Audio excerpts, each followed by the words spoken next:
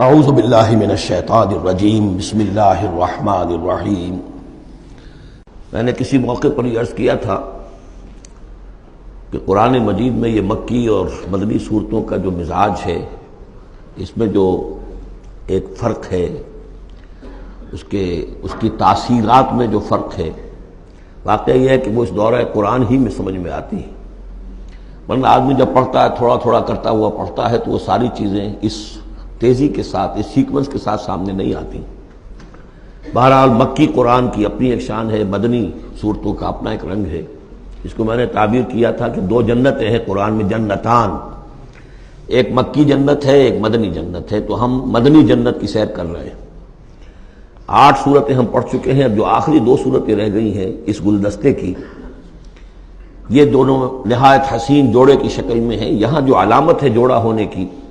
وہ پہلے تو ایک ہے ظاہری، دونوں صورتیں شروع ہوں گی، سورہ طلاق بھی سورہ تحریم بھی، یا ایھا النبی، یا ایھا النبی۔ دوسری یہ کہ دونوں کا موضوع جو ہے وہ اسلام کا معاشرتی نظام ہے۔ اسلام کا معاشرتی نظام اور خاص طور پر آئلی نظام، آپ کو معلوم ہے اس کی اتنی اہمیت ہے کہ سورہ بقرہ سے بات شروع ہوئی، 4 رکوع وہاں پر مفصل انہی موضوعات پر آئے، پھر سورہ نساء میں مفصل بحثیں آئیں، پھر یہ کہ سورہ نور میں، سورہ احزاب میں، پھر مجادلہ میں ہم نے دیکھا کہ ایک مسئلہ آ گیا زہار کا، اور اب یہاں پر 2 صورتیں مکمل آ رہی ہیں اس 10 صورتوں کے مجموعے میں بھی۔ تو اس سے اندازہ ہونا چاہیے کہ اس آئلی قوانین کا اور معاشرتی جو ویلیوز ہیں اسلام کی، ان کی کتنی اہمیت ہے اللہ تعالیٰ کے نزدیک۔ ان میں جو 2 جوڑے کے جو یہ 2 فرد ہیں،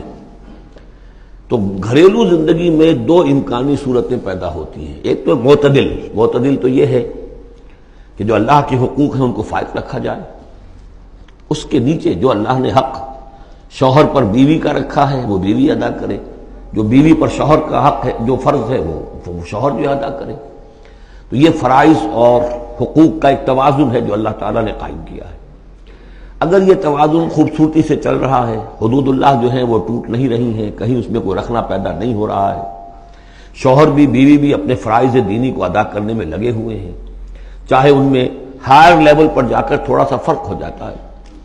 جو عام زندگی ہے اس میں کوئی فرق نہیں ہے، نماز عورت کو بھی پڑھنی ہے، مرد کو بھی پڑھنی ہے، زکوٰۃ مرد کو بھی دینی ہے، عورت کو بھی دینی ہے، روزہ عورت کو بھی رکھنا ہے، مرد کو بھی رکھنا ہے، حج جو ہے وہ فرض ہے۔ اس کے بعد دعوت و تبلیغ میں آگے تھوڑا سا فرق ہو جائے گا کہ عورتوں کا دائرہ محدود ہو جائے گا، وہ مردوں میں جا کے دعوت و تبلیغ نہیں کریں گی، خواتین میں کریں یا اپنے محرم مردوں میں کریں، لیکن فرضیت قائم رہتی ہے۔ اور اس سے اوپر جا کر تیسرے لیول پر اور ذرا بالواسطہ ان کا معاملہ ہو جاتا ہے، مردوں کے ذریعے سے وہ اقامت دین کی جو میدان کے اندر معاملے ہیں، جنگیں ہیں اور میدان میں جا کر مقابلے ہیں، وہاں ان کا جو رول ہے وہ بالواسطہ ہو جائے گا۔ ان کے بیٹے، ان کے بھائی، ان کے شوہروں کو زیادہ سے زیادہ وہ آزادی دیں، انہیں ریلیو کریں اپنے بوجھ سے،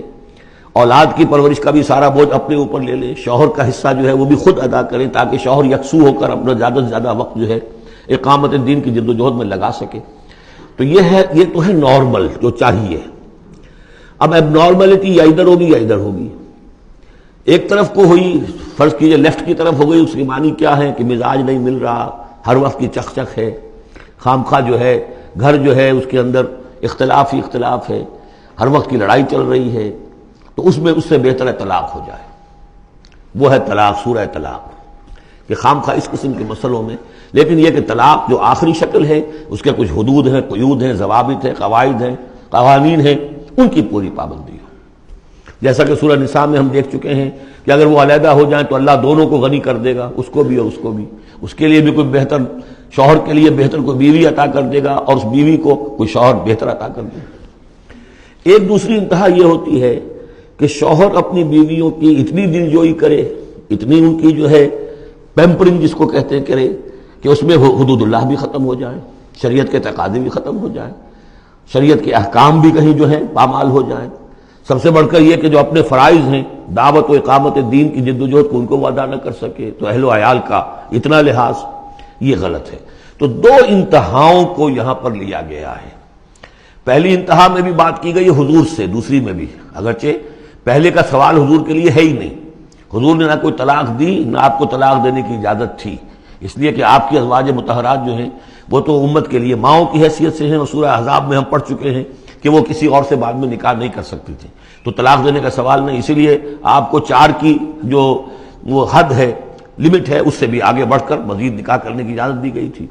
بہرحال یہ رب دیکھ لیجئے گا۔ اب آنکھیں ہم چلتے ہیں، وقت کی کمی کے پیش نظر زیادہ تمہید میں وقت نہیں لینا چاہتا۔ ان صورتوں پر میرے بڑے مفصل دروس موجود ہیں، وہ آپ دیکھ سکتے ہیں۔ صدق اللہ العظیم۔